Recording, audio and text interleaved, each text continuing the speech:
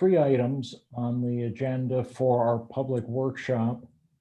191 North Pearl Street, 142 Green Street, and 21 Delaware Avenue, all of which we're familiar with. So, Aaron, if you want to proceed with introducing 191. Sure. So 191 should be very familiar to everybody. It is under new ownership, and the new owner, Ron Stein, is looking to go back to the approved plan from 2016. He is proposing some modifications to the material treatment of the design, but it will be a 4-story building with subsurface parking under the apartment building. I'm going to hand it over to Sarah from the architecture firm. She put together the presentation for this evening. This also, I will just bring this up, is coming for a concept in front of the HRC tonight.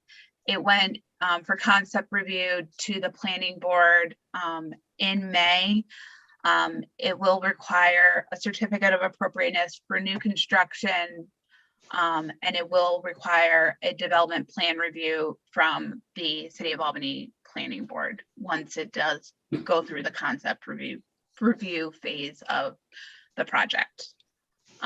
So Sarah, if you want to go through the presentation that you sent, I have it up on the screen. Just let me know when you would like me to proceed through the slides.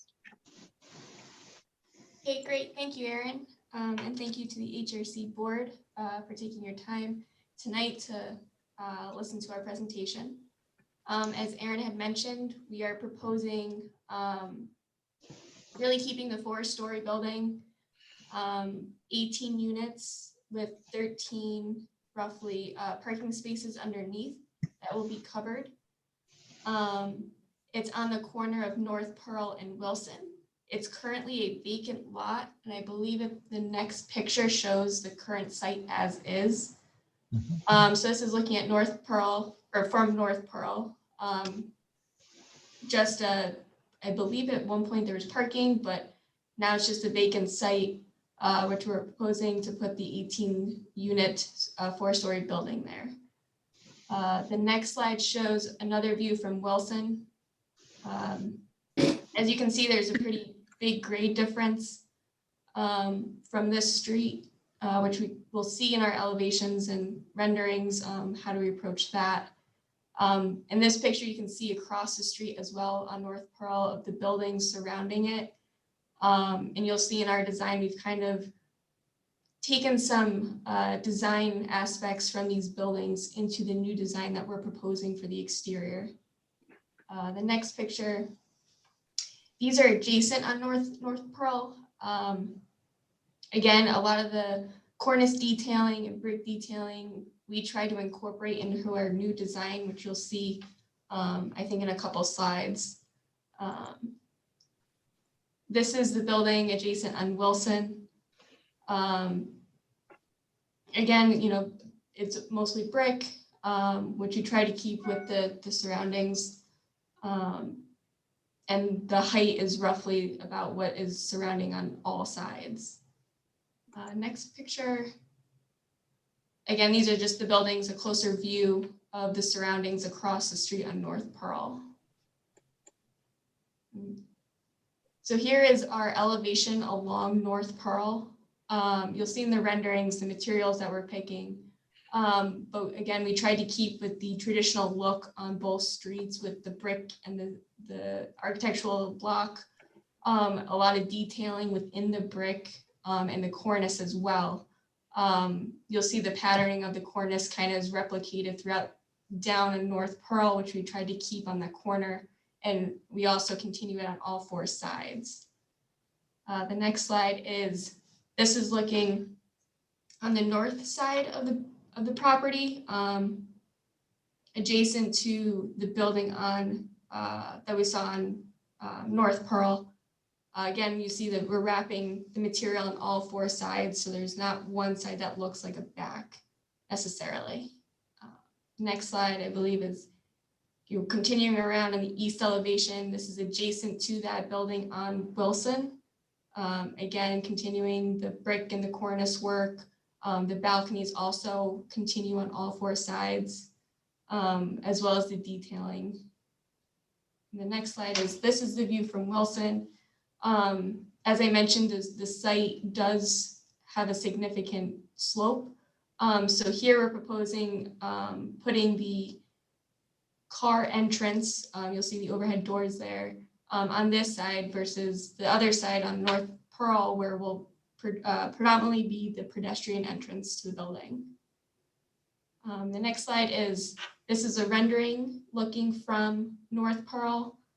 Here you'll see the colors and the materials that we're proposing.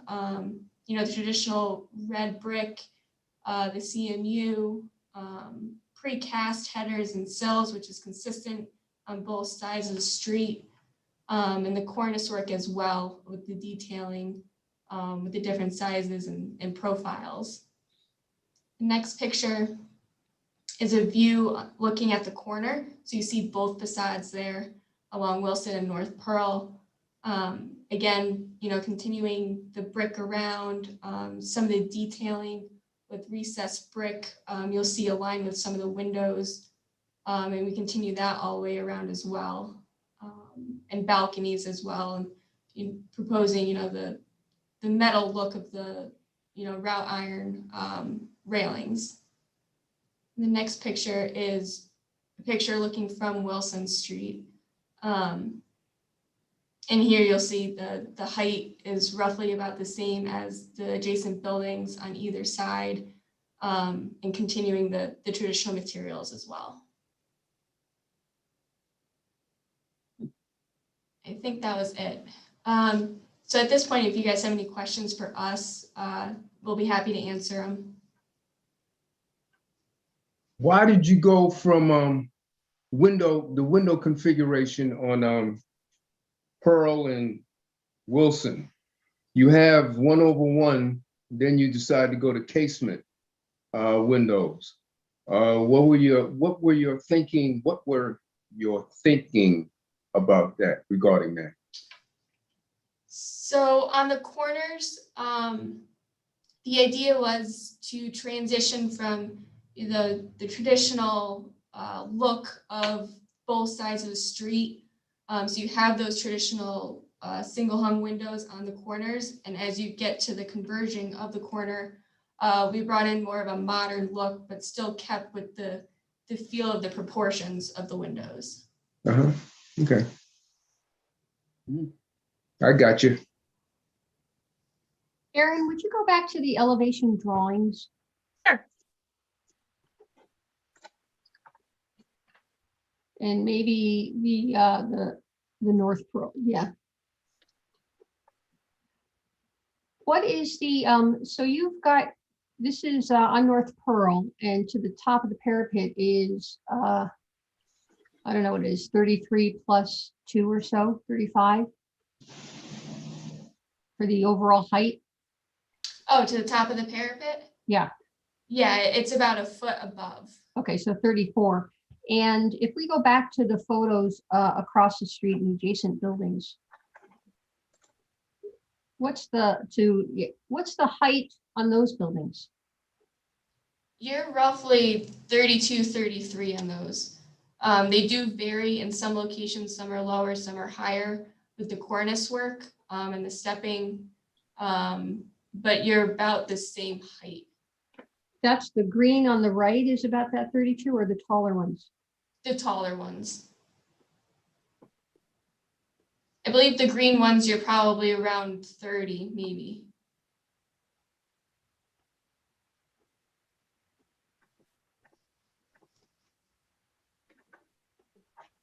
It'd be helpful if the elevation drawings showed the height at all locations of adjacent buildings.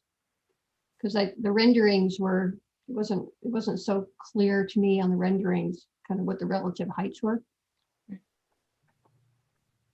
So to confirm those numbers on the elevation drawings would be helpful.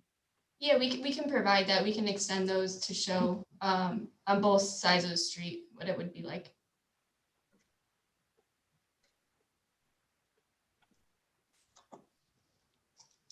Aaron, do you have the ability to, I don't think you do, to have two, you can't put two of these slides up side by side like this against the proposed North Pearl rendering. You can't do that because it's all one deck, right? Yeah, I would have to like exit and do it. No. And yeah. It's too complicated. Maybe stare at this and then go back. These are the buildings directly across the street, right? They're adjacent. These are the ones, So I'm sorry, that are. They're adjacent. they're right next door. Yeah, right next to it. Okay, so maybe now go back to the elevation drawing would be great.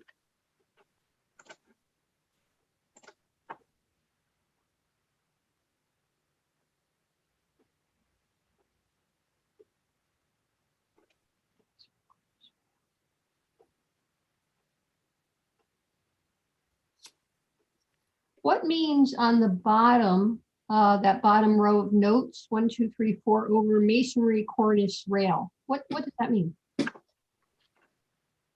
It's So that we're proposing is almost like a stone, like when you see like in older buildings detailing, it's custom stone ballast, I would call them, almost like a railing.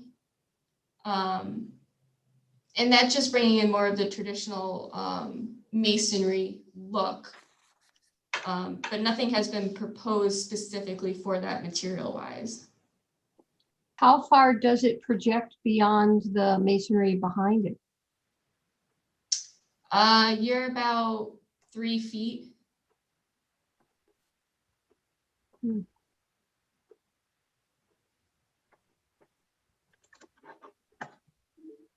I'm not really that troubles me a little bit. I don't really understand the reference or the context. It's kind of like a terracotta balustrade, but it seems oddly placed to me.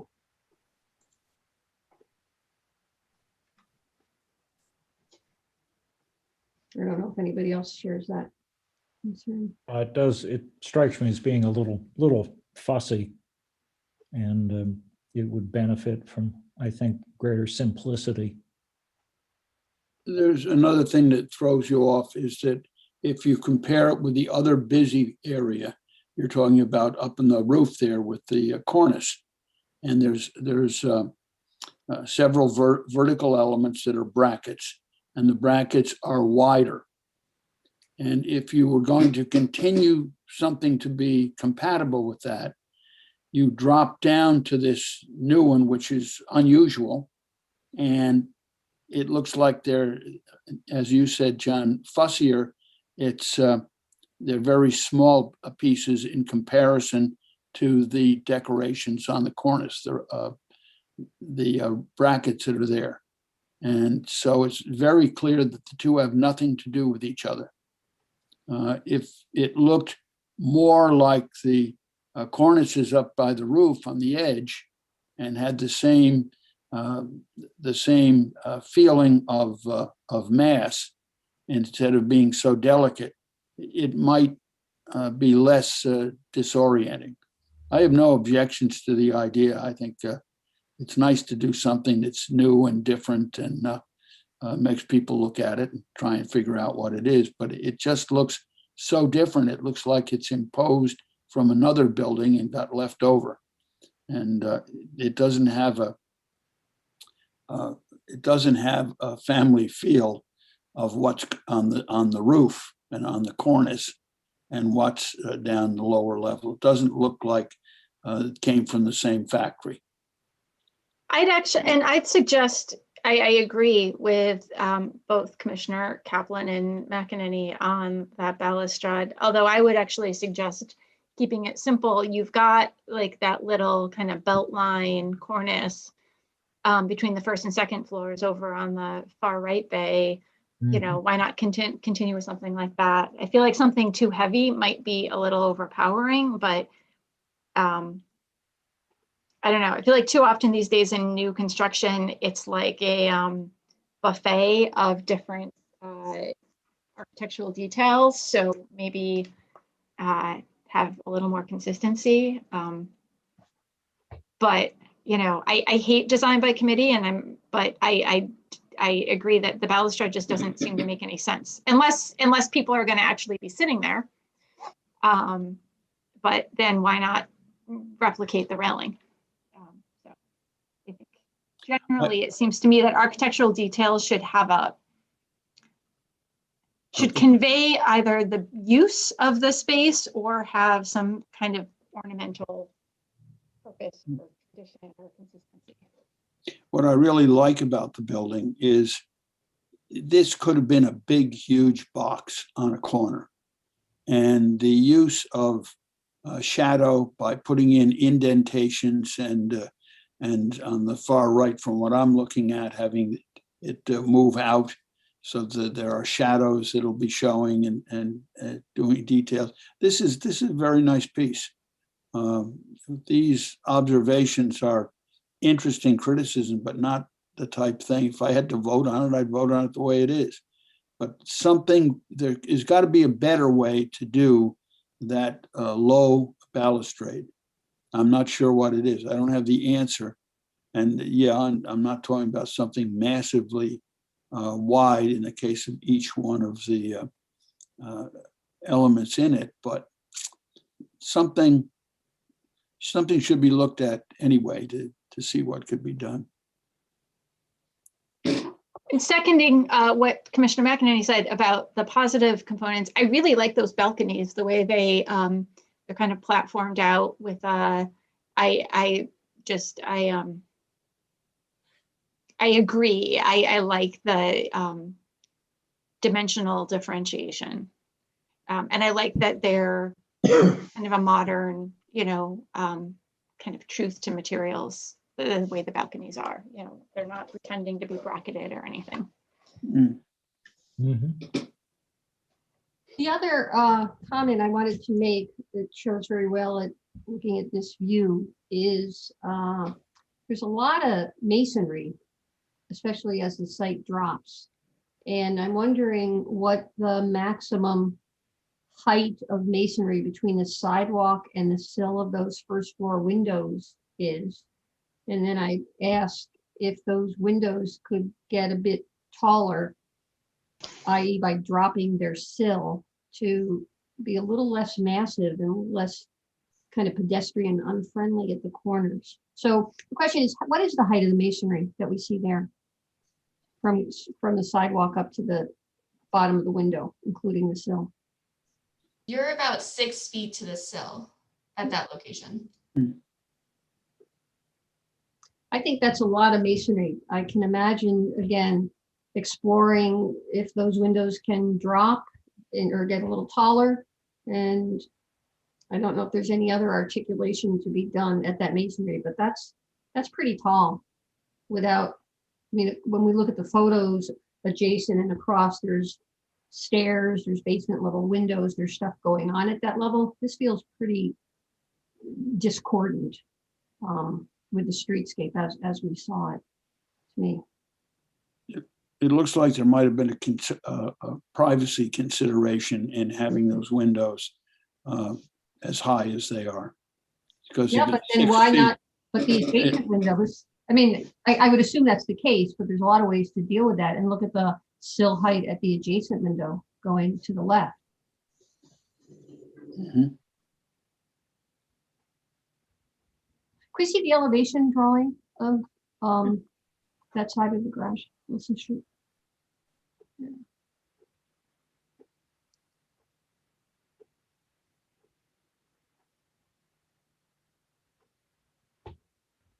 They can continue that stone look around the aluminum garage overhead door, right to where the Soldier Course architectural brick is.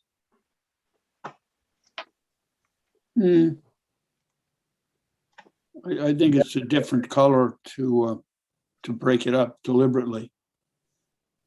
Because if that was done with that same masonry block, I think it would be better off being different. It can breaks it up. lessen that mass of brick where the 4 windows are across on the 3 floors. I also have an issue with the front elevation, North Pearl Street, that center block on the 1st floor. It needs more fenestration. I don't know, what's the use behind those windows on the 1st floor, right to the south of the front entrance? Is that like a lobby?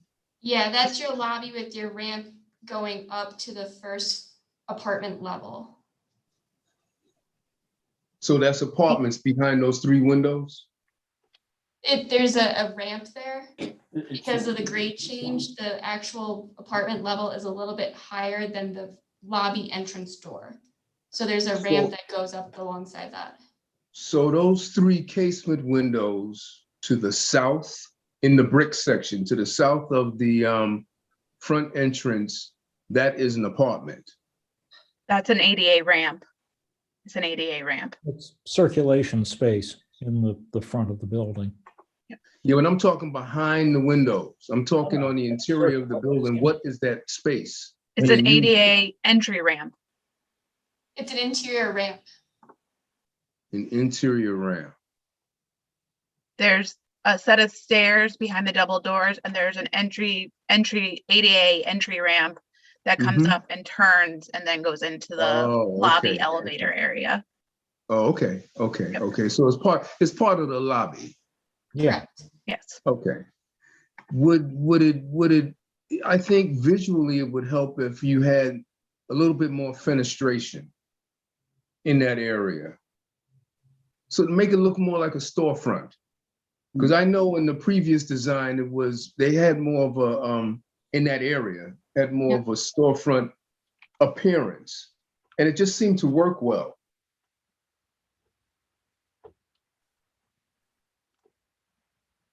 Yeah, we can definitely look at adding more. Hello? Can you guys hear me? Hello? Yes, we can hear Ron? somebody. Okay, Ron, good. go Yeah, ahead. yeah. One of the things we were trying to get away from, and then when I did purchase this thing is the storefront look in a residential neighborhood. I didn't think the storefront in the last one looked very good at all. And we actually spent a lot of time trying to get away from a storefront look on this one. I don't mind changing it to make it look, as everybody would like it to look. But I definitely, in my opinion, would say I don't think a storefront would look great there. But that's just, the opinion, my opinion, and I'm offering up, and definitely something that we worked with, even with Erin a little bit, to get away from the storefront. We can change the front or make it, a little bit more as you'd like to see it. But my preference is not a storefront because I'm not a big fan of faux fronts, and I don't like storefronts in residential. So that's me. Are we looking at the facade that that Commissioner Pinckney is talking about? Are you talking? It's the North Pearl Street elevation, first level. Okay. With the 3 windows that are just south of the front entry. So this. I guess my 2 cents is, if it doesn't have a commercial purpose, why would it look like a storefront? Oh, I see. I guess I got confused because we switched from the rendering to the drawing. And it's I guess I'm not trying to create or come up with a storefront appearance, but glass works wonders. It just changes the whole visual quality of a building. And storefronts are glazed, but it doesn't necessarily have to be depicted as a storefront in this case. Because there are no storefronts in that area. For the most part, there's a church and most of it is residential. And the commercial part picks up on just south of Clinton. So you're suggesting more glass, and because it's an interior ramp, that doesn't really, it could handle more glass without changing the interior use? Yeah.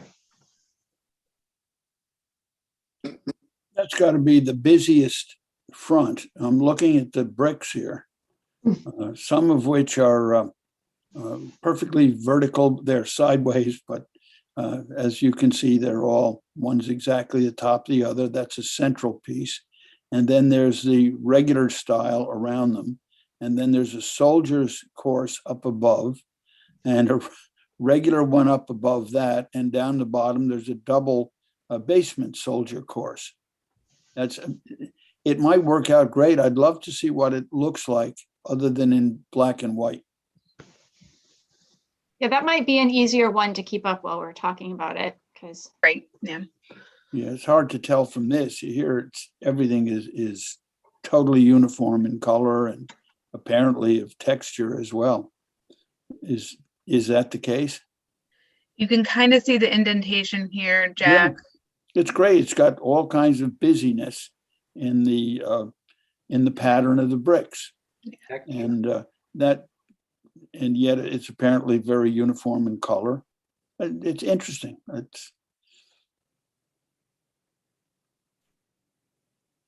Anyone else have any other comments about the height of the sill on the two ends as shown on this rendering?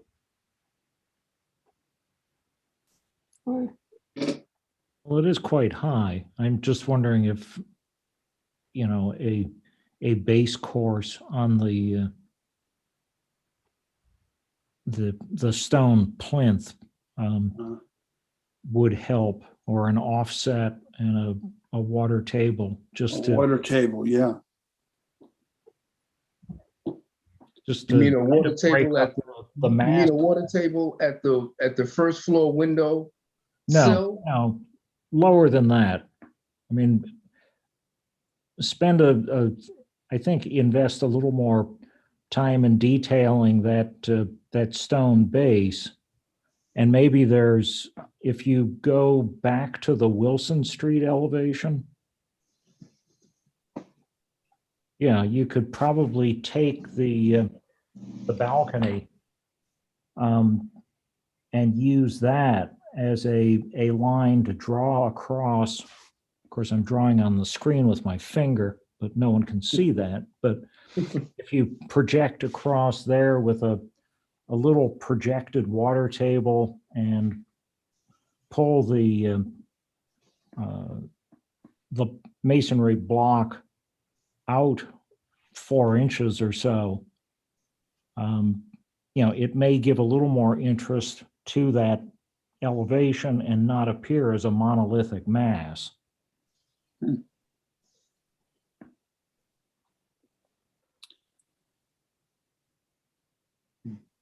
That'll work on Wilson Street. I'm not sure how it looks on the far north corner on Pearl Street, because there's another slope going from south or from north down to south.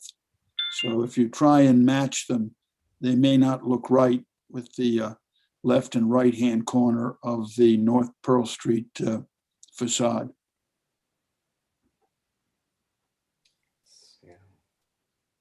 Yeah, I mean, that's certainly a valid point. It's a grade challenge. So this is just a workshop, right? Those were a bunch of our comments for the designers to go and consider. And I think that there was a similar comment for the 2020 proposal of the treatment for this corner because of the grade change as well. Mm. For consideration, I know we touched on the balustrades above the front entry. Would it look just fine enough with just that capstone itself? Yeah, if you look, I noticed that in this shot where we're looking up the hill, we're less uncomfortable with the balustrade because we're looking at it as a solid mass because of the angle it's taken at, as opposed to that fussy look of little pillars that are well spaced. You can see it on the edge, but maybe something with less open space, or as Commissioner Packer said, maybe even something solid, like using the masonry we have now.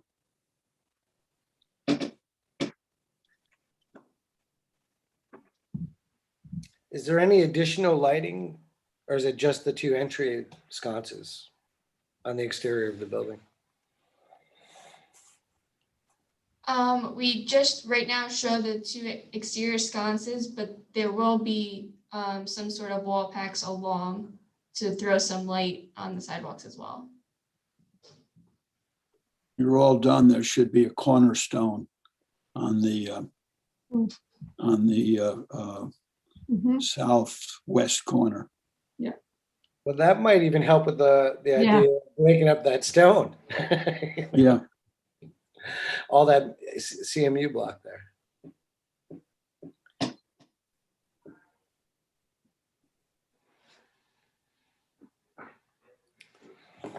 Any consideration to awnings on those top balconies? Just throwing it out there. The previous design had awnings, which I think we talked to Aaron about. We were going to try and stay away from that look. But we're looking into providing some sort of coverage on those top units.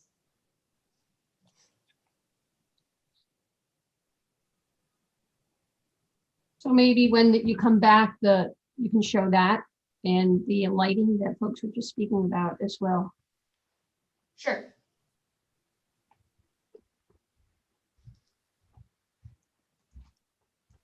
Other than that, I think it's nice looking building. I think it's very successful. I mean, yeah, it breaks up the massing, as yes. Commissioner McEnany had pointed out. It's not a massive block. It has enough articulation to it, and they're not just little modest recesses. They have some real weight and heft to them. So, It also employs another element which we rarely refer to, and that's shadow. There's lots of shadows that are going to go on and off these different facades. And that's a very interesting thing for showing off architecture. I'd like to see the cornice be the similar color as the windows in the bronze.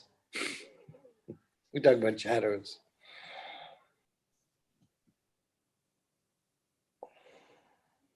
That's just, it's a workshop.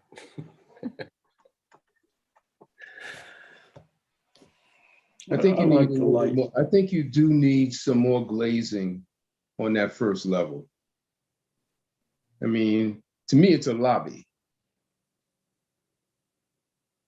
You know, it's not a residential space where you don't want a lot of glass. I mean, it's an entry lobby. Mhm. I just think there's too much mass right in the front of the building. And that's the most prominent elevation, the North Pearl Street elevation. It is a commercial building. Yeah, the effort was to try and make them the exact same width and height. And that's not necessary to do because there's so much variety in that bottom floor. So something was done to widen those or do something with them. It might help the idea of an entrance. Maybe even have a water table in that area underneath the 3 windows, something. You already have it in pattern. Or in the pattern, yeah, okay. Yeah, it's in the pattern. And the other thing is, if you've got a real water table, it would be great on the bottom edge, but on the top edge, it would be right down to the sidewalk level. Yeah. Not unless you do it at the windowsill height. But yeah, I hear what you're saying. Mhm.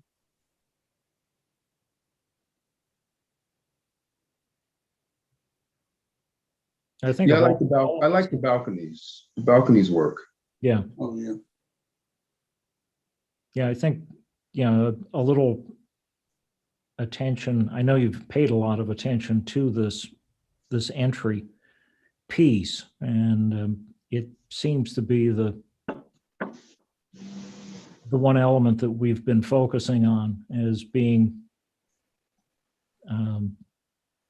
somewhat awkward, either with amount of fenestration or the delicacy of the balustrade. So it's probably the one portion of the building that does require, you know, a little more study.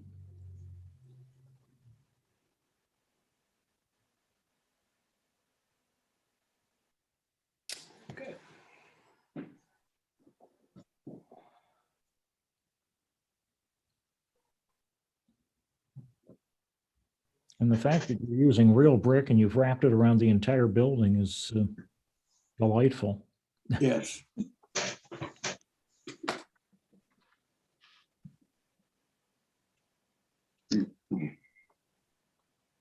Are there any other comments from the commissioners?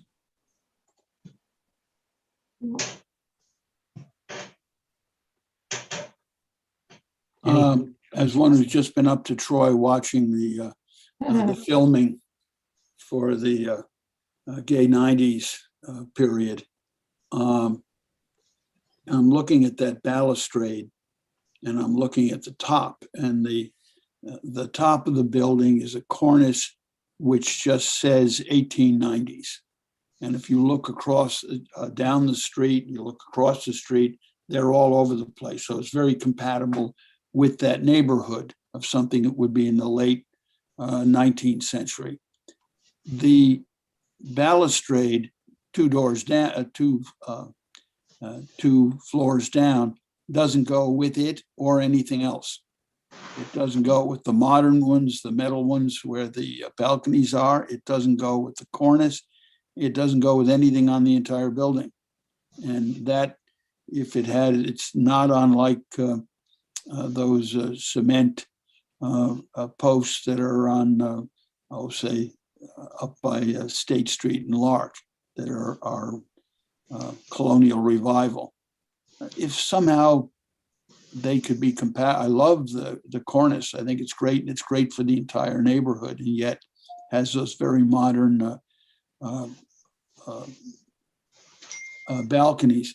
But I think some redesign of the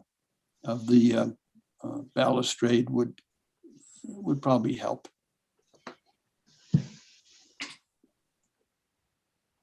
I also like the blank panel on the right-hand side of that center entrance on the floor, ground level. It looks like there's an indentation there that shows up.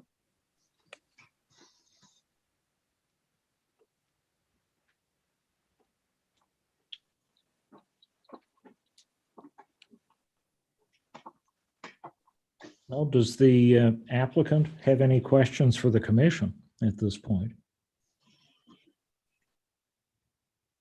I don't think so. I appreciate all the comments, and we'll definitely take them into consideration and really work that front and that front corner based on some of the stuff that you guys have said to us tonight, which is really helpful.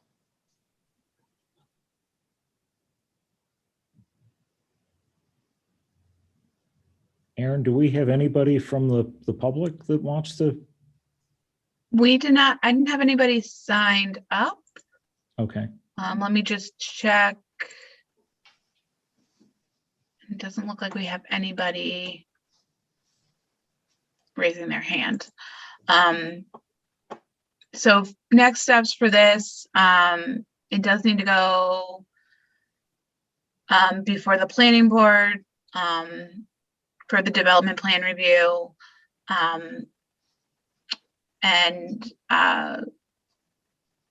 We will review this. It'll come to a workshop, and then it'll come for a hearing within the next couple months in front of the HRC. Sarah, do you know when you're going to planning board? Yeah, this is Ron. We're going to planning board on June 29th for Okay. final vote. For final vote, okay. So, and seeker's already been done for this property, so I will double check. We can probably get this through either in June or not in June, within July. So Okay, that'd be great. So we'll ask the board for the planning board for the conditional based upon HRC, but at least we could probably start site work. correct. Yep. Great, thank you. Thank you, Ron. Okay, well, thank you for the all the work that you've done on the project, and we look forward to the next steps. Thank you very much. Thank you, Sarah.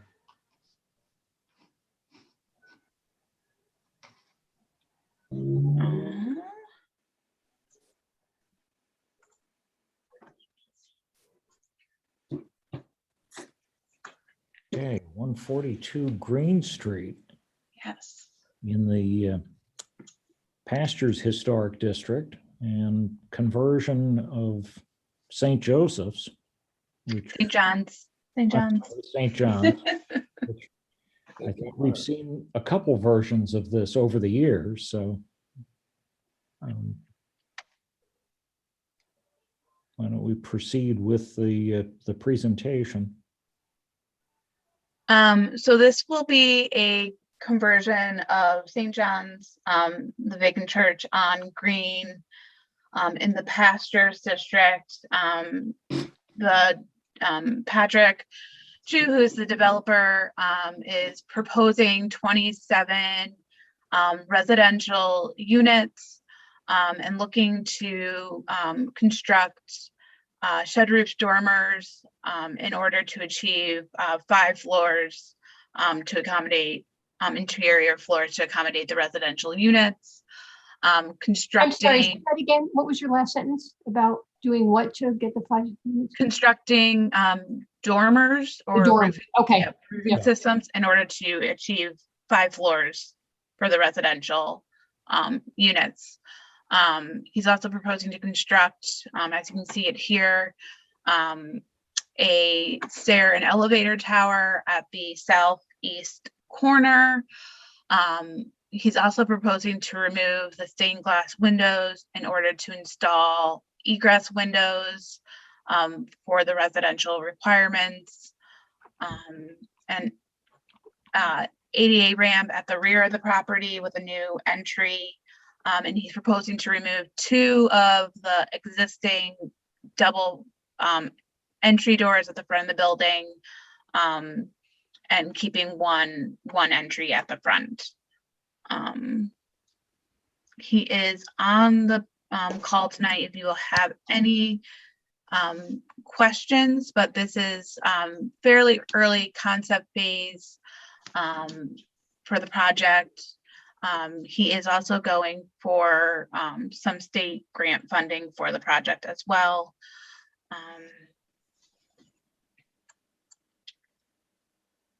Aaron, you said that he's removing stained glass windows for the new windows. I thought I saw in the packet that he was only inserting the new windows where there weren't any historic stained glass windows, but I don't have the packet pulled up, so I could be misremembering. I just wanted to confirm yep. that.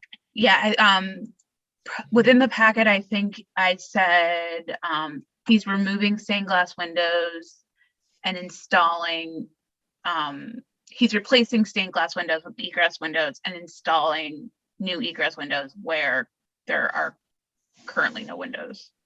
Got it. So there are a number of locations where the windows are missing. Do you have an existing photo of the building? Yep, give me 1 Could second. we see that? Yep. Going on here. I'm personally most interested in what's still there. Mhm. And understanding what's still there and then going from that and working from that understanding forward. So can you see the front elevation currently up on the? Mhm. Yep.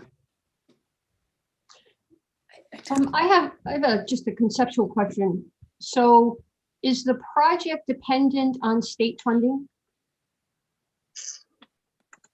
It's Patrick. I'm Hi, really Patrick, are you only- on? How you I'm doing, really- guys? Can you guys hear me? Yes. Yes, yep. How you doing, guys? Hey, No, what's the up? project is not contingent about state funding, but honestly, if we don't, so the state funding is going to be part of the PLP program. For some of you guys may know, I am doing that for the 40 units on Clinton Avenue currently right now. So it's a small participation loan, which is affordable housing that the state kind of kicks in as a participation.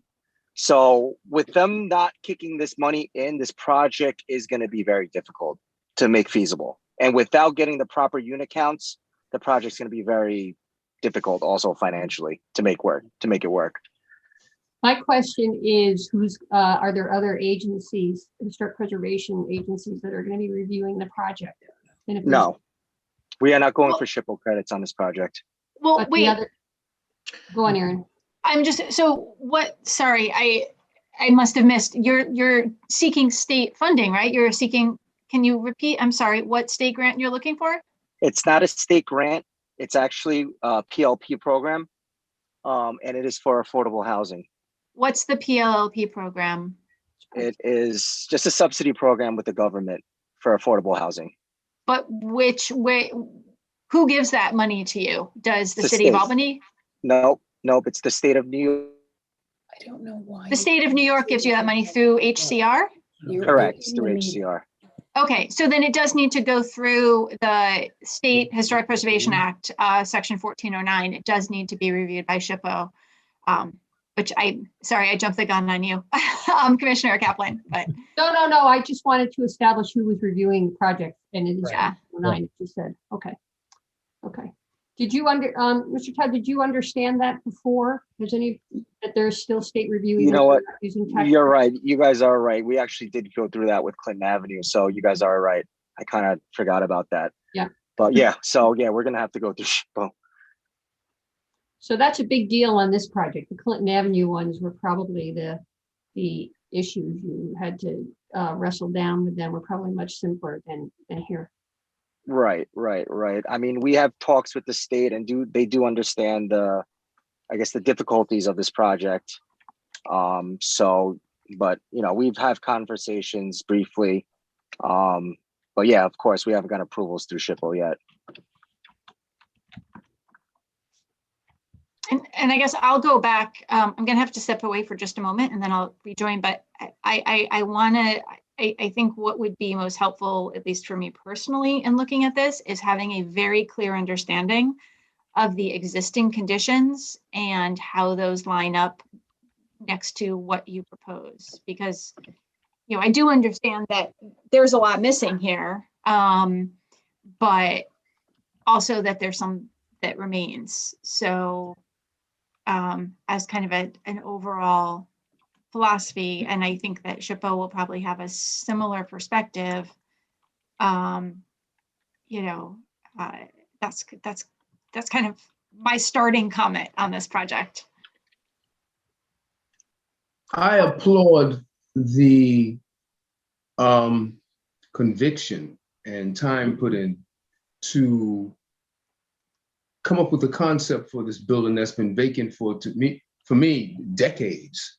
And I have concerns about drastically changing on the interior, which of course we don't get involved with, the historic character of the church, the openness of the church.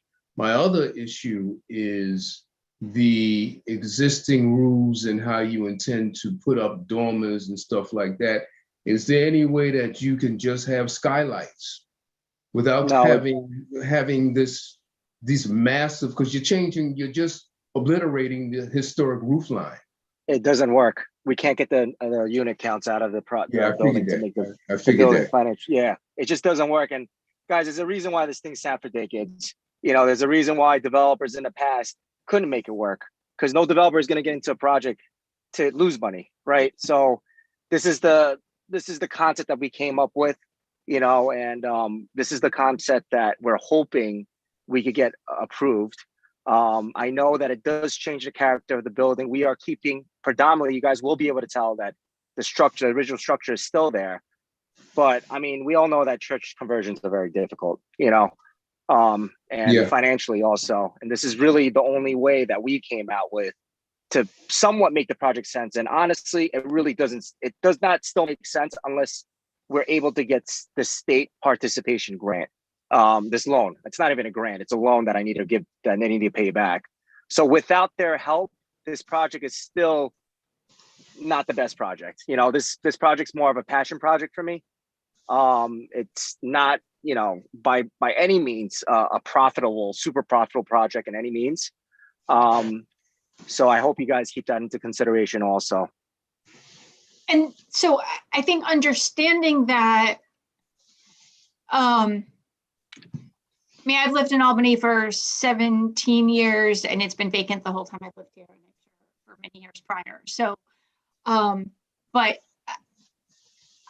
I think the reason why I brought up understanding what remains is because that, I think, is something that people who want to make this project work while going through the required preservation reviews are going to need to understand. So I think it will,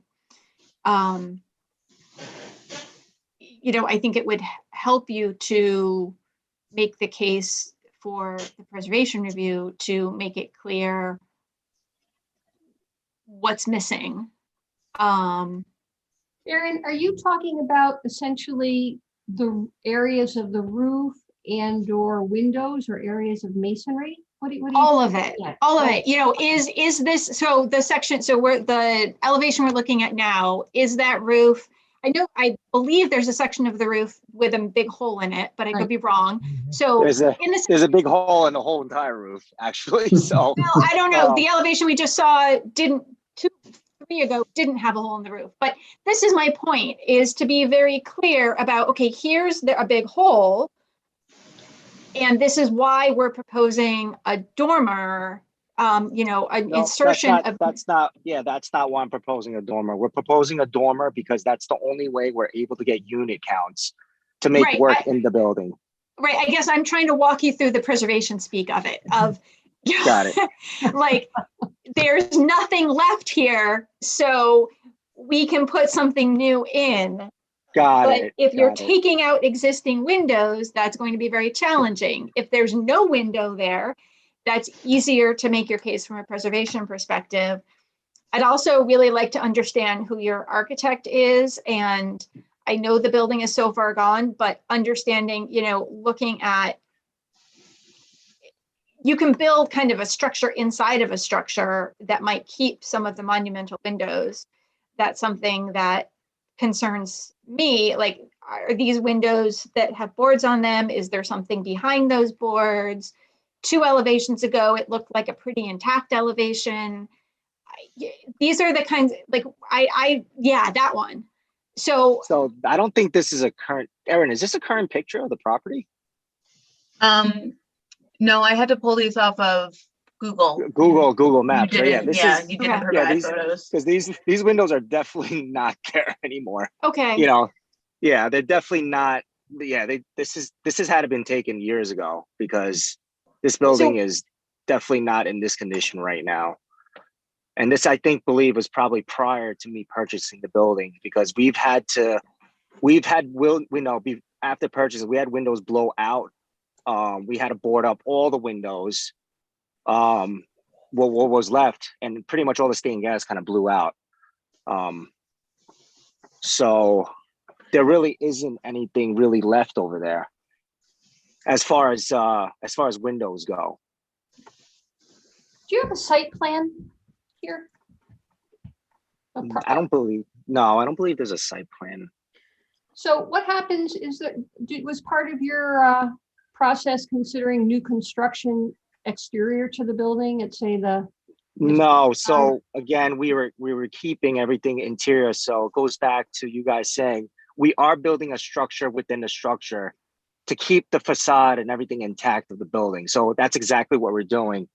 We are everything within. So we're going up 4 stories inside the building and that's why we have the dormers, because on the 4th floor, we have a duplex units that we're proposing.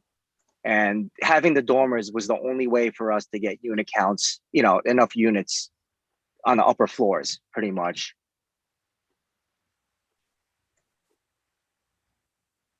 So going back, we are building a structure within the structure of the church, and we're keeping everything outside intact. The original, at least. There's no capacity in terms of the size of the site to have considered any of new construction in those last units exterior? No, we're not going to do anything exterior wise in the church. There wasn't enough space on the site. That's my question. Oh, no, yeah. And if you, Aaron, can you go back to that section that, I don't know how many sections there are, but one that we saw? Okay, that one's perfect. So the existing section on the left side, that what appears to be a level between the first floor and the loft mezzanine.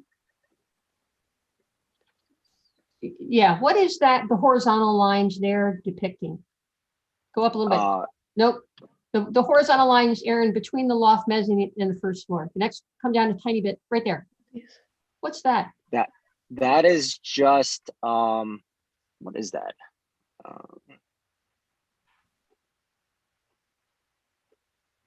That was, oh, we need to double check. I don't remember what that is.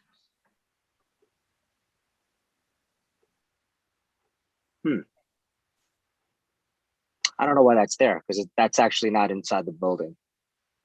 I don't know why the architect drew that.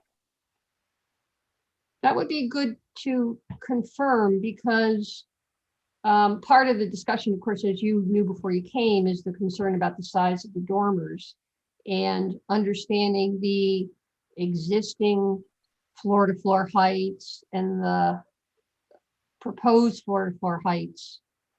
Because on the existing, it looks like it was shorter. On the proposed, the first floor got taller. So that I'd ask you to kind of confirm all of that for us. So I believe that line should not be there. The loft mezzanine, if you guys look at the existing, that's the only floor that we guys have in the church right now. Everything is open as you walk into the church. So as you walk through the front entrance, you'll have the loft mezzanine above, and then it cuts out, and then it just opens up to the main chapel. To Pat, to go up of what Marilyn Kaplan was saying, the scale needs to be checked on all the architectural drawings that the architect provided. I noticed that while putting together the slide presentation and just looking at the plans, that his scaling is slightly off on the existing and the proposed. Got it. So you'll want to go to him and just make sure everything is correct. Got it. Okay. That's not a problem. Can you run back through all the slides that you showed us from the first one? From the beginning? Yes, please.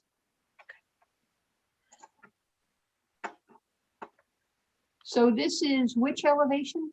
This is the proposed rendering showing the east elevation here with the ADA ramp. That's the rear of the property. And then this is the south elevation along John Street. And what we're seeing then is the tower to the left of that's all existing. This is existing. And You'll this see tower, that's all existing. And then this tower is a new proposed tower to accommodate stairs and an elevator. okay. We are flipping the main entrance of the building to the rear of the building. Okay, Correct. So that would be the main entrance to the building. And the other side, I believe we had a lounge. So the main entrance existing of the building would kind of essentially turn into the back of the building. I'm sorry, I'm confused. So the current front elevation is the south elevation, right? no, the current front elevation is the west elevation. Is the west elevation. Okay. Yep. On Green Street. On Green Street. Okay. And this is the current existing rear of the building, which will become Rear meaning north. No, rear meaning east. East. Yes. East. Okay. River facing. Yep. Correct. Yeah. Yeah, it'd be really helpful to have a site plan when we kind of go over this again. Yep. and also photographs of existing conditions that kind of one-on-one correspond to these proposed renderings. That would be very helpful. Yeah, for Okay. the, Is there for, any parking anywhere for 20 Yeah, some so people? that's kind of why we flipped it around. So we have a lot, you know, kind of in the back grassy area where we're proposing the new existing entrance. We're proposing parking over there with the ADA compliant handicap accessibility. So tenants, new future tenants will be able to park there and walk through the front, as opposed to parking in the back and having to walk all the way to Green Street to get into the building.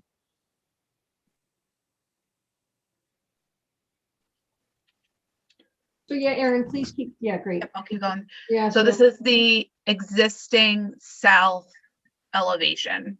Right. So will you keep the existing doors on the west elevation and the stone stairs? Will all that be retained? Absolutely, absolutely. We are trying to not to touch anything that's existing on the exterior. Well, we aren't actually. Anything that's there right now, we're going to keep. The only difference is we're just adding a dormer and a stair tower.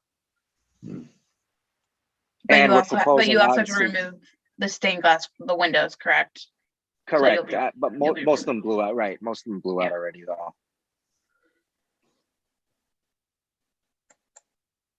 This So- is the existing section drawing, Marilyn. Looking which way? This is looking Looking Looking west. west. Yeah. West. Yeah. So this is the existing tower on the southwest corner. This is the existing tower on the northwest corner. right.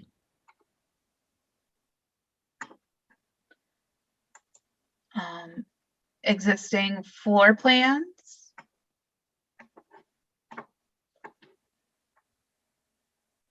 So this is the lower level, and then this is the existing first floor main. And the lower level would be the crawl space, essentially. Is a crawl space. What's the ceiling height on the first floor, the main level? What's the ceiling height? 50 feet. 350 going up. 50, And the high point, the highest point. the highest point, yeah. It's 40 here, it's 50 up there. I mean, in the new scheme, in the proposed floor plan, the main level, what would be the height from floor to ceiling? It'd be 10 feet, 10 or 12 10 feet feet. around there. Yeah, correct. Mhm. So we're trying to keep, if you guys look at the proposed section, those columns are existing interior wise. And we're trying to put the joist level kind of right underneath the, I don't know what you call it, but that'd be the new, proposed height for the first floor. So we do plan on keeping the columns or whatever's left of them interior wise. But I think you also plan to either, you have the center mass, and then you have on either side of the center mass, you have two flanking masses that have shallow slope roofs. Now, those slope roofs, are they original or are they new? This, Yeah, because in the That existing, looks like it's new. in the section through the existing, those slope roofs are a lot lower. this is proposed, this is a change Okay, to the existing Okay. roof form. Okay. so that's new. That's new. Correct. Let me. Yeah.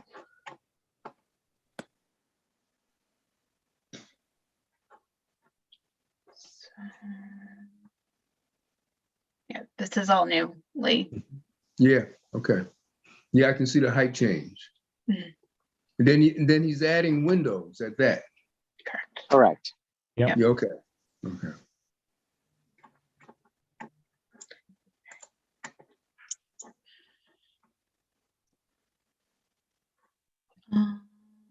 It's a lot going on, man. It's a monster project, buddy. I'm hearing that. I see it. I You knew know, it- it's I knew it's it not would for the be. faint at heart. So I question my sanity sometimes with this thing. So Mm, mhm.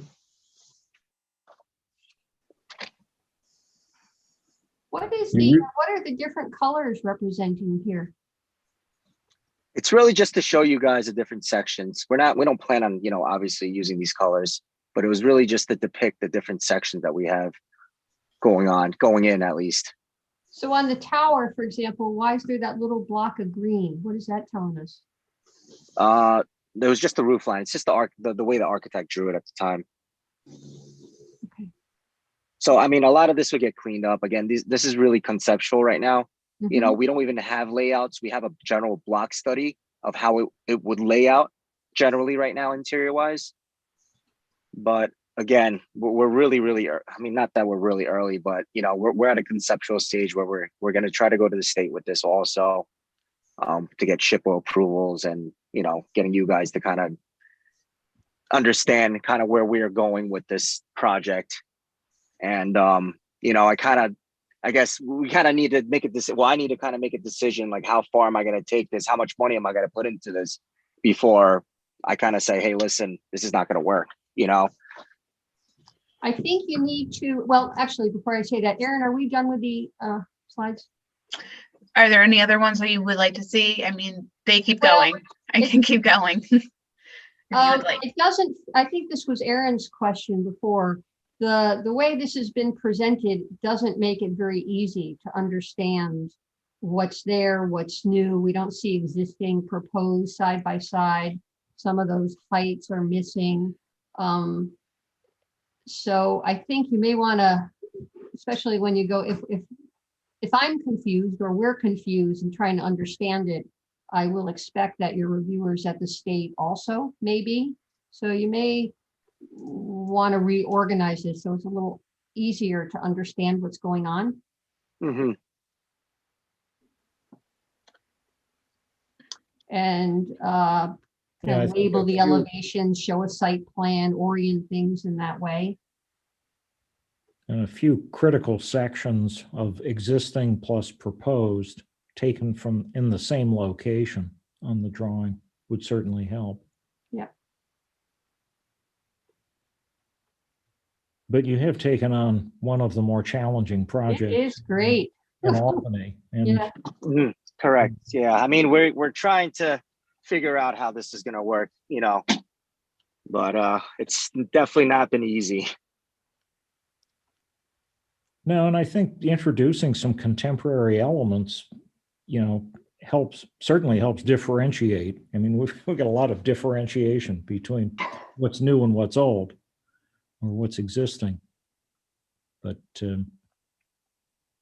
is it the intent to the dormers, looking at this side elevation is helpful, with the south elevation, is the intent for the dormers to continue all the way to the west facing gable end of the building, or does that stop behind the tower? The gable's going to stop behind the tower. Okay. Because So I think it would help to show where you're, I mean, actually a quick SketchUp model and a 3D view of this might help understand what the massing of it, because the massing in some areas is being altered dramatically. And that I'm sure will be an issue with SHPO review. I have a feeling that if you were able, or unless it's already been done, but if you were able to reduce the length and or the height of that dormer such that it came in under the existing ridge, and I'm not sure about kind of between tower and that main gable, but to the extent that you were able to shrink those dormers so that they read more like dormers and not a whole new roof, might make it a little easier to accommodate what you're reaching for.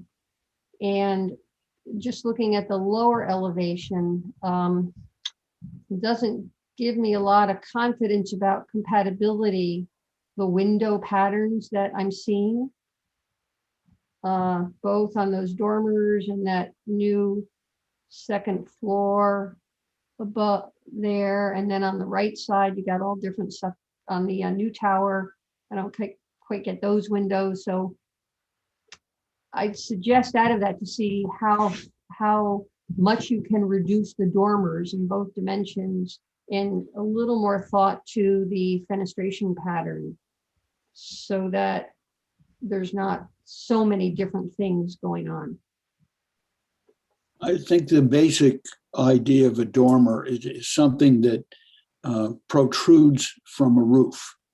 And because of the way it looks here, it looks like it replaces the original roof. Right. And the original roof is one of the important historic elements. A dormer would start a couple of feet down and would maintain that. It may be the angle I'm looking at, but it looks to me like it's a huge shed dormer that is a totally different from the pitch of the historic roof that was there. I think it's the way we're looking at it right now. I think maybe if it was on a little angle, we might be able to tell that the dormer isn't, it's a protruding dormer, and that we aren't, we still have the pitch of the roof, just with the dormer protruding. I'm not sure that's what that the rendering showed, was it? It is. Okay. Has any other use come to mind other than residential for this building? I don't know. You got to ask for the last 20 years if anybody came up with a different idea here. I'm sure they have. It just doesn't work, Ask the 20 other developers before me that took a crack at this. Yeah. I think there is a proposal, and it's over 40 years old, that would have it wide open and shops up above. Right. It was Jack, I think, that had it. Right. Yeah, it was an architect's office for Dick Jakes Yep, Jake's, yeah. when he was doing the Albany High School.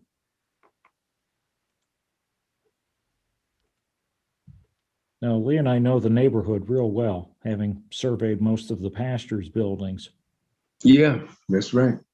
Good Lord, And Lee. we always walk by this one and just keep on going. We kept scratching our heads saying that's going to be a challenge. And it was a lot more impact then than it is now. Yeah. Scratching your heads like, what idiot's going to buy this one? No, what innovative individual is going to buy it? And Yeah, I guess that's another way of wording it.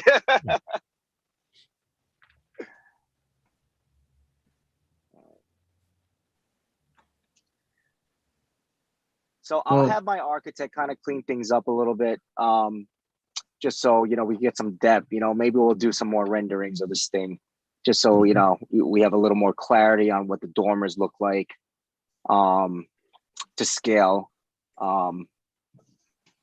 Is there anything else you guys would want to see? Oh, a site plan, we'll definitely do that also. Again, we're pretty beginning. I just don't want to go above and beyond if it's going to get shot down. So this is our initial crack at it, and it wasn't cheap, to even get to this point. I'd like to see something work. I really would. I mean, yeah, I would love to see something work too, and I'd love to be the guy to be that guy to make it work also. It's a tough building, tough building. It's we tried, not even putting the dormers in and not, putting the tower in, and you just can't get enough units out of it to financially make it make sense. yeah. If we had a money tree growing somewhere, maybe, Is there an elevation of this rendering? Can we see the elevation with the new tower and the old tower and the gable end? Yep.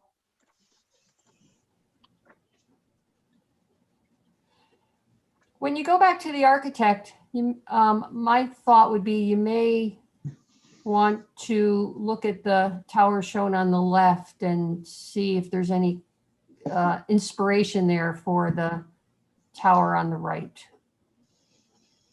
Because the tower on the right really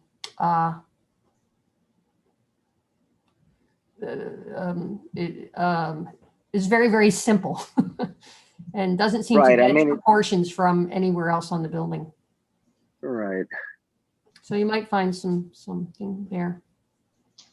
And I think I share my fellow commissioners' feelings that it'd be great to see this happen. It'd be great to see something happen at St. John's. It's incredibly challenging. And I think there's real interest in trying to find a way to make this project work. At least there is on my part. But I think that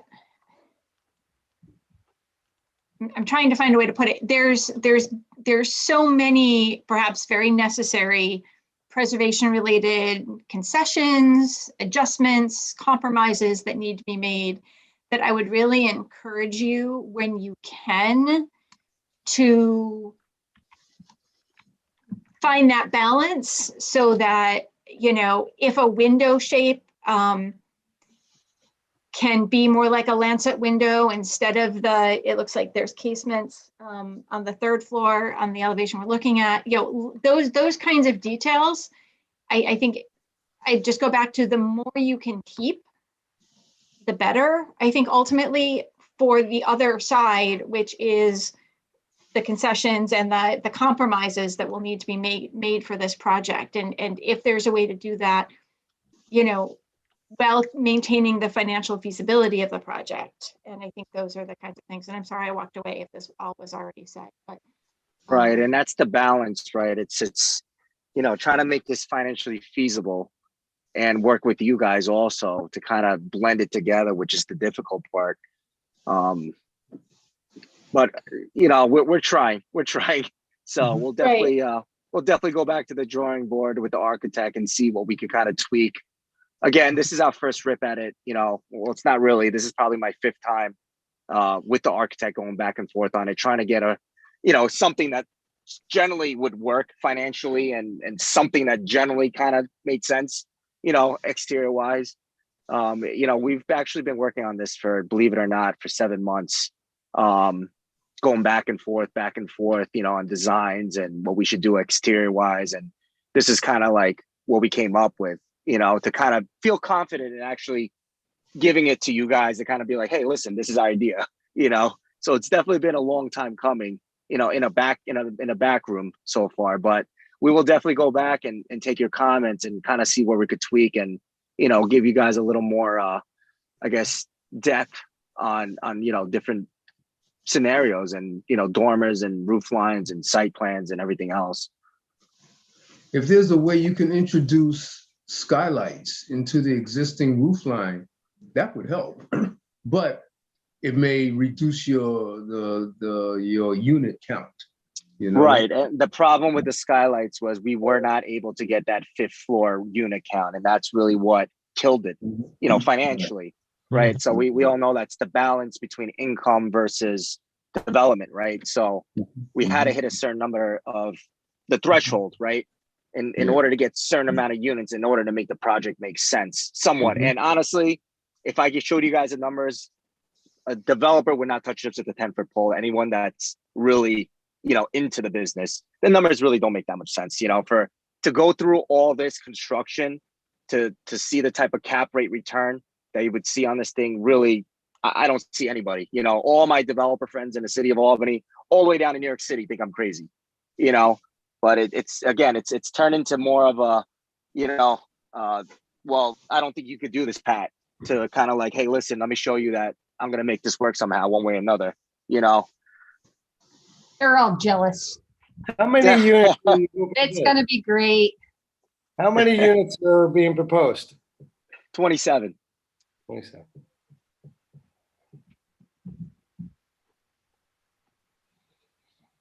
Well, just remember, the more new stuff that you apply to this historic building, the less historic it becomes. And you know, the whole idea is to retain as much of the original fabric as possible. Which we're trying to. I know you we're are. absolutely trying to.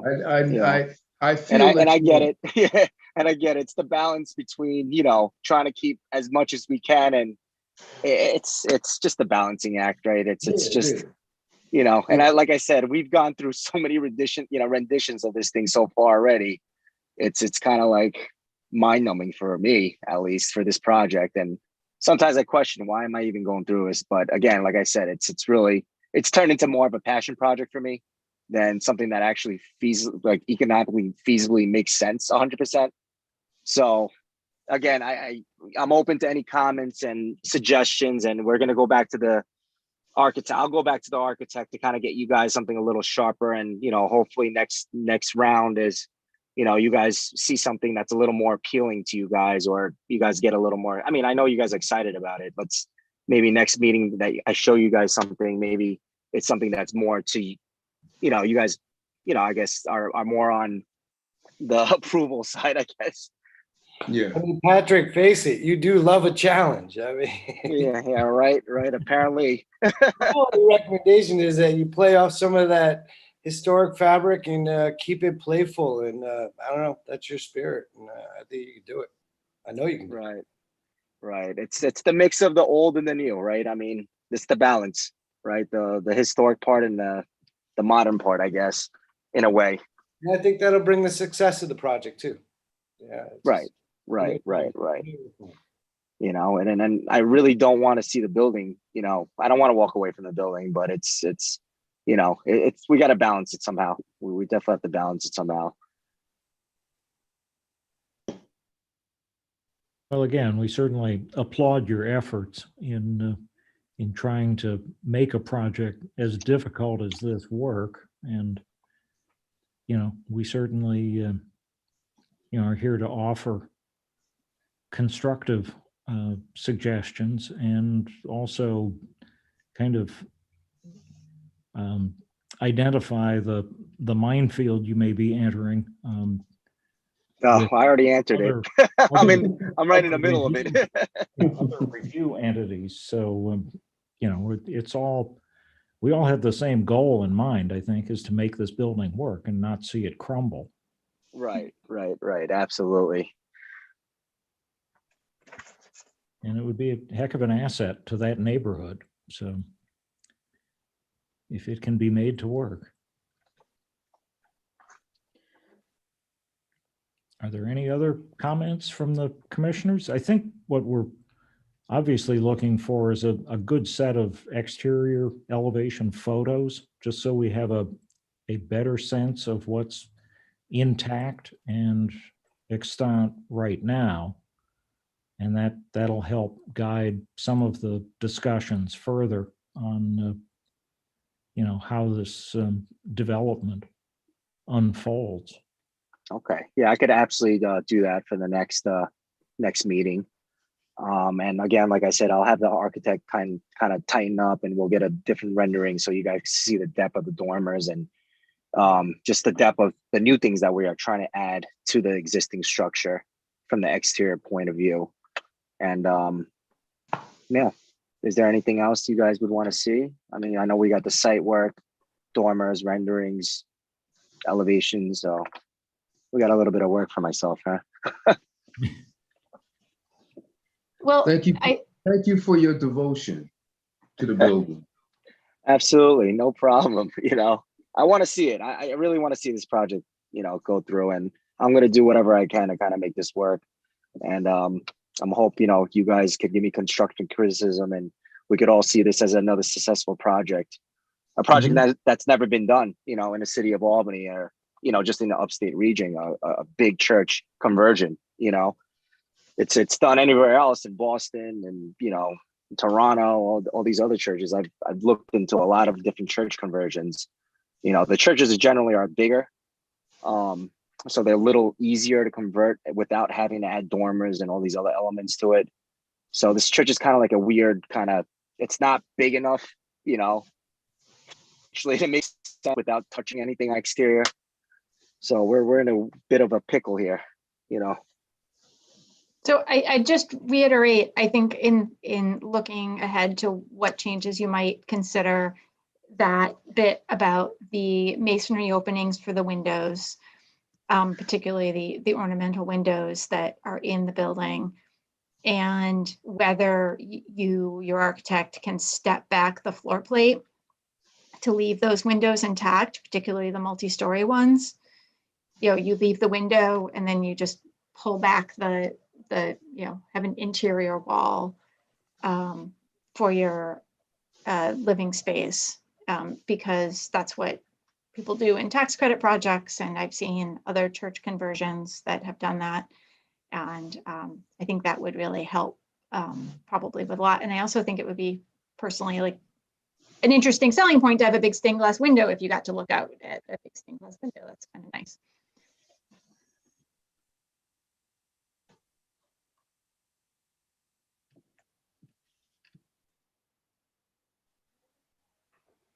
All right. Well, Patrick, do you have any other questions for the commission before you embark on your further study? No, I'm good. I'm good. We got other, we have another 3 projects in the city of Albany right now that we're working on. So, but this is on top of my list. So.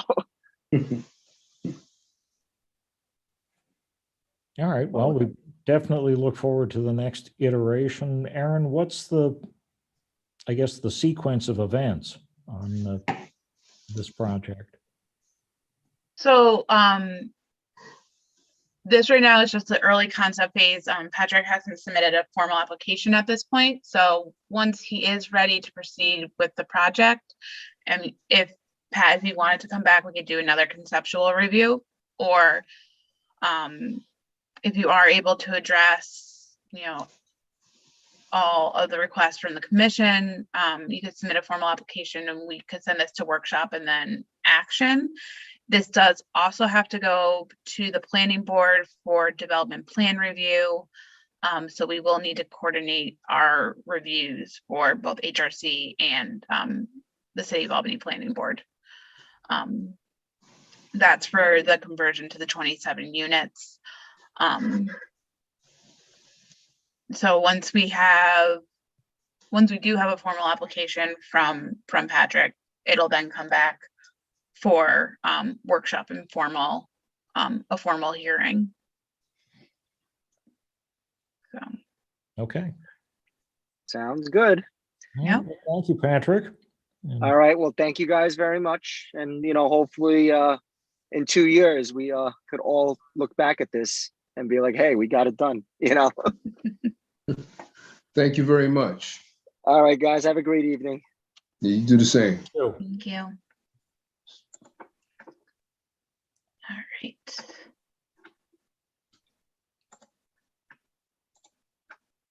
Okay, we have 21 Delaware Avenue, the Boys and Girls Club. So Justin, who is the executive director, and Tim, who both work at the Boys and Girls Club of the Capital area, they had reached out to the planning office about a month ago to discuss the potential of installing mural panels on the side of the building.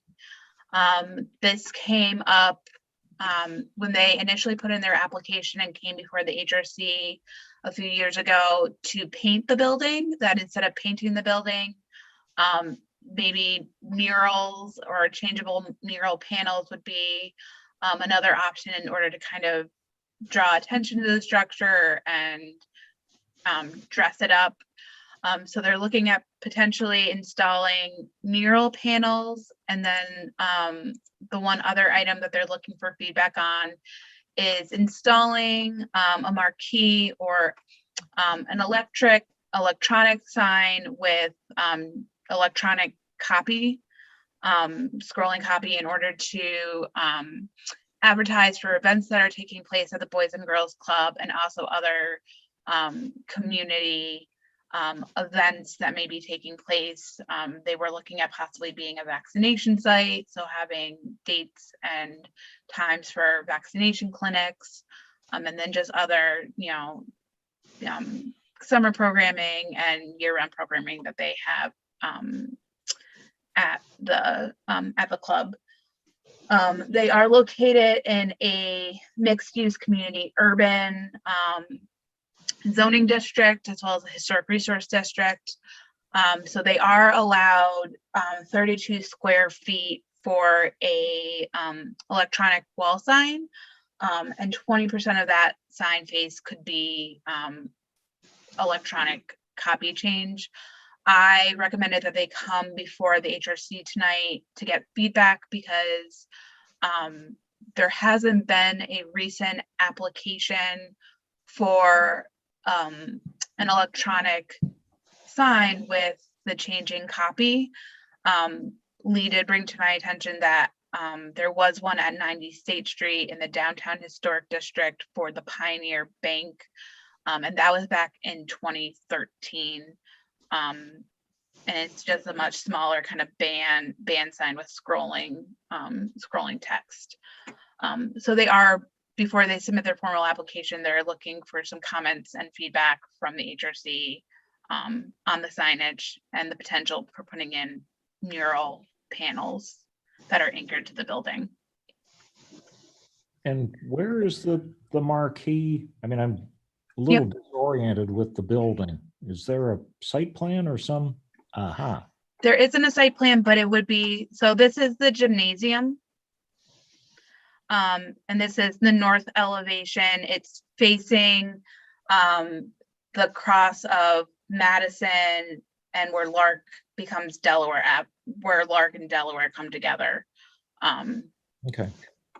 So the signage would be readable really only from the north side. Correct. Well, there's So there's let me pull it up. There's a stoplight at this intersection, and so you would be able to see, not a great photo, but you would be able to see it from the stoplight on the north elevation. Okay, so it's at the base of those two flagpoles that we're seeing. Correct. Essentially. Okay. So is there a design for the marquee? There isn't one yet. Both Justin and Tim are on, but there isn't a design yet. They were looking more or less to find out if it would be something that the commission would be comfortable with in a historic district, because there really hasn't been one outside of the downtown historic district. I think it depends on the design and if it can be installed so that it's reversible. Mm-hmm. So when you remove it, you don't destroy any of the existing brick. Correct. And, so anchored. And the design, the design plays an important part. But you're adding a fairly contemporary element to a contemporary building, or late 50s building. So there's kind of a blank canvas there to work with. Aaron, I got lost. What's the as of right zoning for the sign that's permitted? They are allowed 32 square feet for a sign, for a wall sign. Yep. And 20% of that can be electronic copy. So it could be a digital electronic copy with like changing scrolling text or notices. So that would be. So as Lee said, except for we haven't seen the design, it's an as of right request, right? Correct.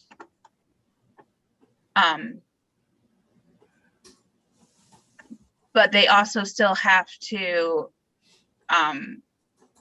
meet and comply with the Historic Resource Commission, the Historic Resource Overlay review criteria, which is also fairly vague on contemporary signs of this nature. So I'm sorry, one more time, that is fairly vague on. It's fairly vague on contemporary signs of this nature, what they're proposing to install. So Are for the you- sign, I still, I'm kind of, I'm having a hard time. So are you saying that because of the overlay district, we could say no 32 square foot sign with a 20% electronic messaging? correct. You could say that it's incompatible with the character of the historic district. Okay. Okay. So in my opinion, knowing this kind of intersection in this building, it wouldn't seem to me to be incompatible with the district. I would agree. Yeah, I would agree. Not sure it's going to do what they want it to do because it's of the angle with the trees. We can't even see the wall we're interested in. You put it on the outside wall on the Delaware Avenue wall, and that's not going to help to see it coming in. We have a beautiful historic building in Hackett Junior High School, and they have a need to let people know what's going on there. And what did Hackett do? It put a freestanding sign. It's electronic and it changes messages all the time. And when I look at what I'm seeing there, if something like that was put down on the just in back of the sidewalk level, you might have better visibility. As far as the artwork is concerned, I would hope the neighbors ought to have a chance to say something about it.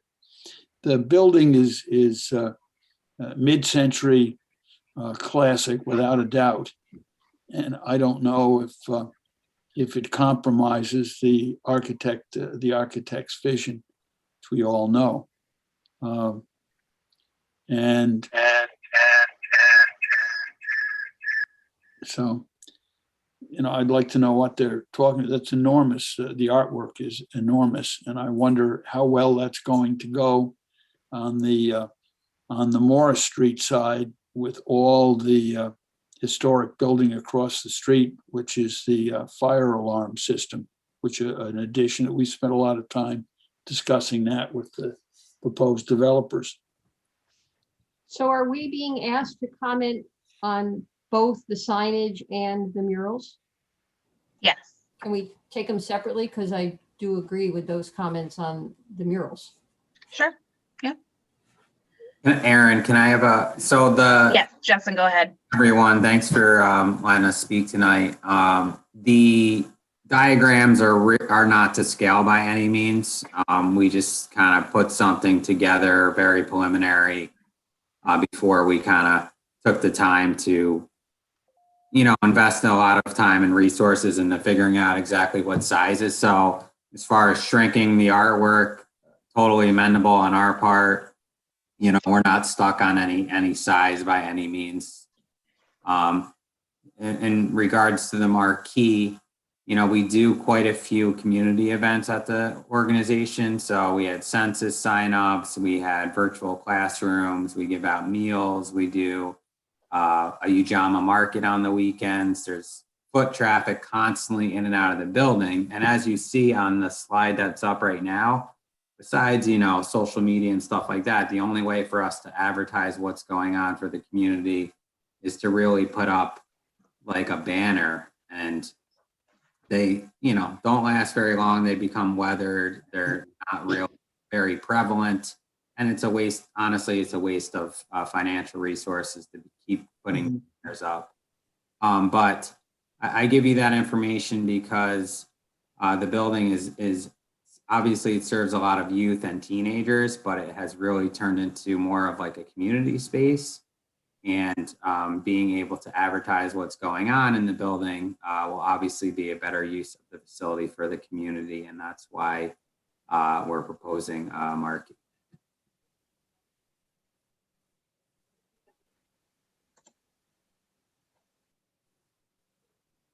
I don't have any problem with the marquee. I just like to see a design. Yeah, same here. Okay. And like I said, it's reversible. I mean, the building is not 1870, 1890. It's it's a mid-century building, and I think it'll work. Plus, it is a form of advertisement. It helps keep y'all continue to go. Mm-hmm. Mm-hmm. Do the Do the trees block the view of it in the picture that we saw? Can you see Yeah. it when those trees are there?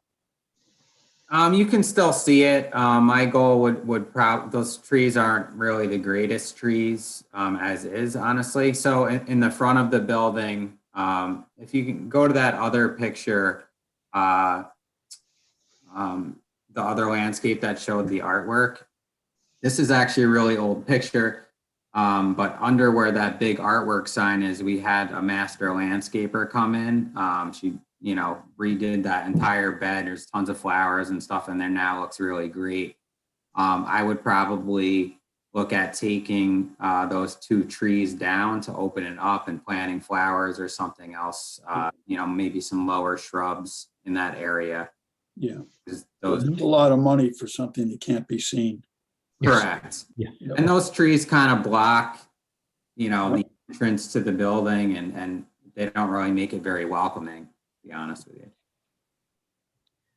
Yeah, a lot of plastic bags come down Lark Street, so we're usually like pulling the bags out of the trees as well, which was another kind of idea to change them to flowers, so they need to be able to see the marquee a little bit better as well.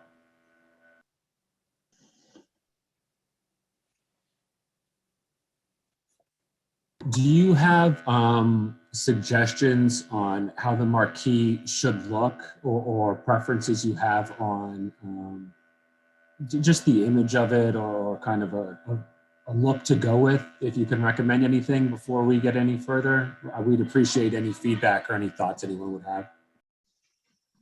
Something plain and simple. Fair enough. Yeah. And the Lark Street community would want to have a voice on it too. Oh, sure. Yeah, we talked to the bid a lot. Association. Ujimar Market, who runs Sweet, it's for Black and brown owned businesses. They operate out of our clubhouse. They work with the bid too. So we'd work with them. Justin and I sit on the neighborhood association meetings. So we'd get their input, of course, as well, kind of before we went any further. But yeah, I like simple, so that worked for me. This also, when it does come forward for formal review, we do notify the local property owners as well, in order to provide them a period for comment on the application. Oh, absolutely. Yeah. Aaron, you mentioned that the sign can, 32 square feet and 20% of it could be electronic typeface. Yes. So, the other portion of the sign would just be something that obviously doesn't change. It would be like our logo or something like that. And then underneath you could have, something that scrolls. Right. Yeah. I think if you look at some of like the school districts signs, it's usually like the name of the school or the facility, and then the electronic change is underneath it. So we would be calculating the whole together, but a portion of that would not be electronic. Okay. Yeah. Sounds good. And, would you, if everybody's amenable to this, if we're putting together an application, should we be putting in like one for the marquee and then a separate one for, the artwork? The artwork is really going to take us more time to flush out. We need to, find artists, and obviously we want to put something on there that is community focused, but also kid focused. And that's obviously a little, it will be reversible because it's just going to be on a platform that you could take off, but that's going to take us a little bit more time to settle on the right project. Yeah, so when you are ready for that, because there's no formal application at this time, if you wanted to split these so that you can apply for your sign first and have it come before the HRC, we can do that. And then once you're ready for the mural work, we can do that as a separate application in front of the HRC. Yeah. Did any of the commissioners have comments on the murals or locations? I have one comment back on the sign. Mhm.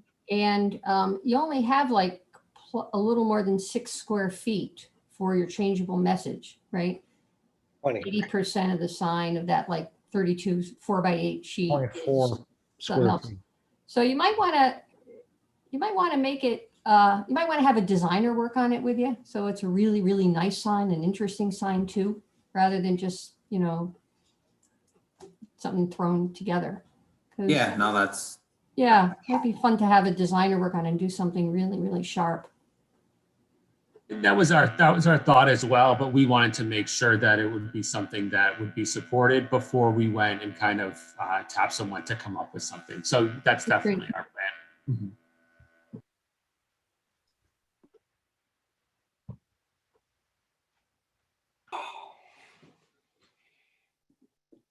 What's proposed on that one artwork wall art here, I'm envisioning like steel cut sculptural type things of children playing shooting ball affixed to the building in different ways, just showing the activities that go on inside the Boys Club.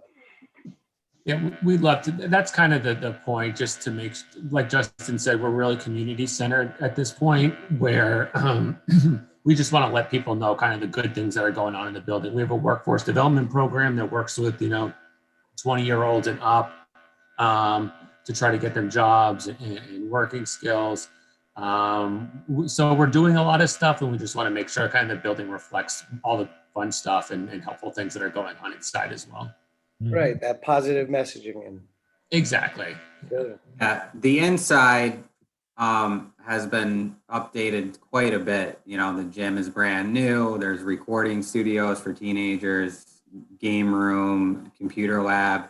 It's really the outside of the building that kind of doesn't have that like welcoming feel to it almost, so that's kind of like our next focus. Mhm. I'd work on one side first before Yeah. you decide how to do both. Yeah, I think I would do that, the front facing side probably first, across from Price Chopper. Mhm.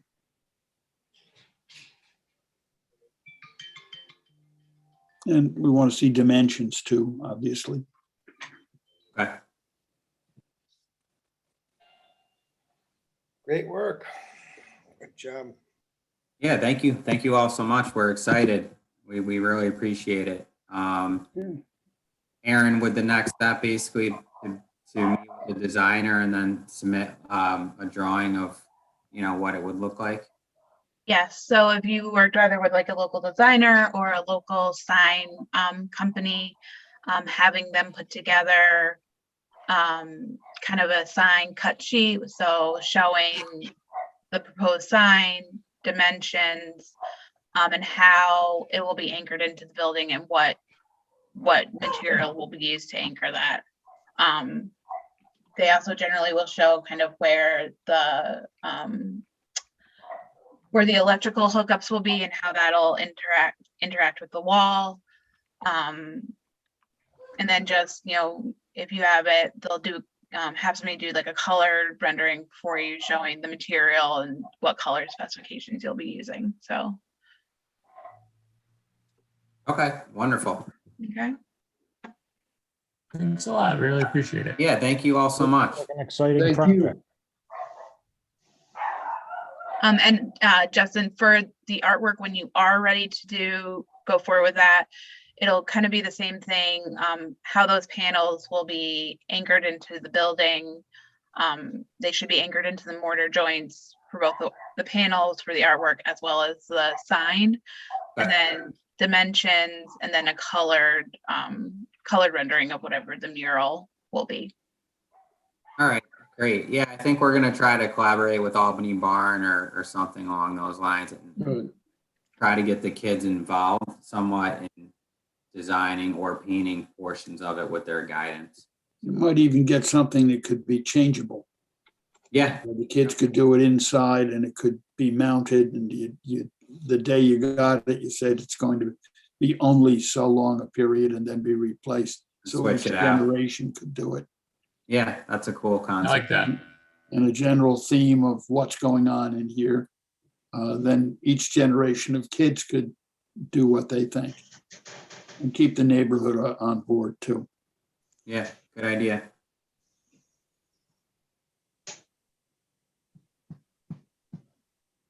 All right, great. Thank you all so much. Okay. Thank you. Appreciate it. Thank you. Thank you. And we look forward to the next steps. Sorry about that barking dog. No worries. Thanks a lot.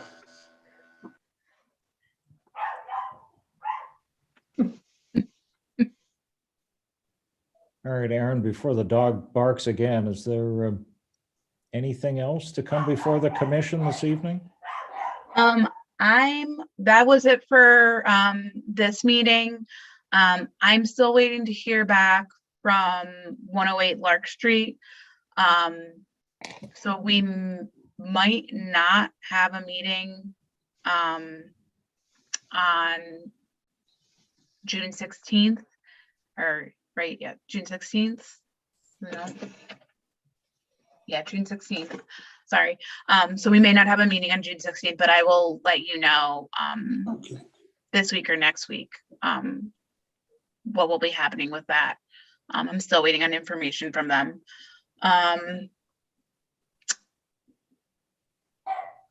But that is it. Does anybody have anything they would like to share or any questions? Nope. I think as an historic body, we should all comment on the record. What a shame that fire was that destroyed so many materials that John Walcott had put together over the course of decades. Yeah, That's a fire that took place and took 2 buildings on Sheridan Avenue. Yeah. That's well covered by Churchill and by the Times Union. Mhm. Yeah. Are you just reminding us, Jack, or do you want us to do something?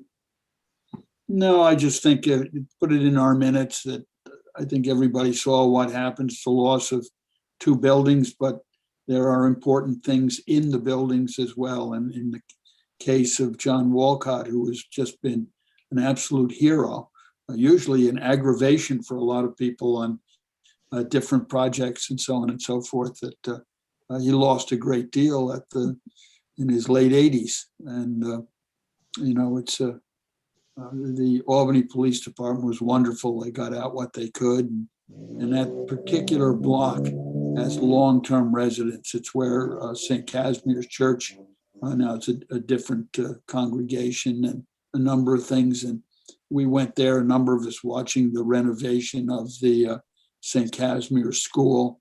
That was a nice, stable block there, both in the people and the groups that were involved there. And then to see this tragic loss was just very, very sad.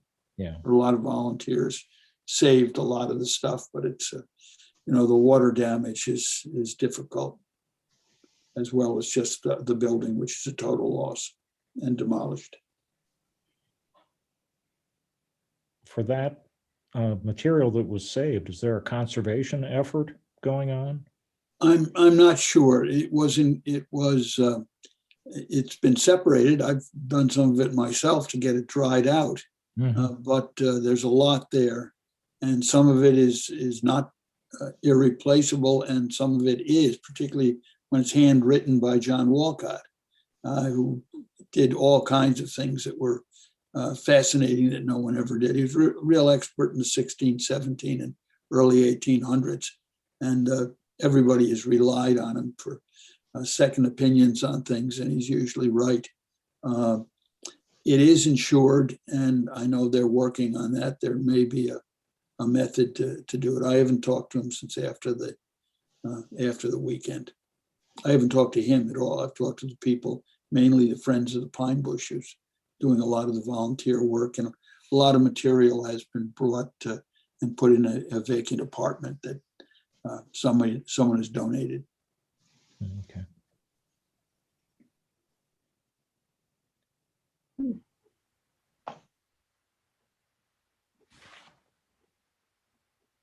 All right, Aaron, have we received any of the reports from the building department that we're Oh, getting? Not Sure. yet. Marilyn and I were talking about this before everybody else came on. I have it to reach out to Rick because we have not received any reports at this time. Okay.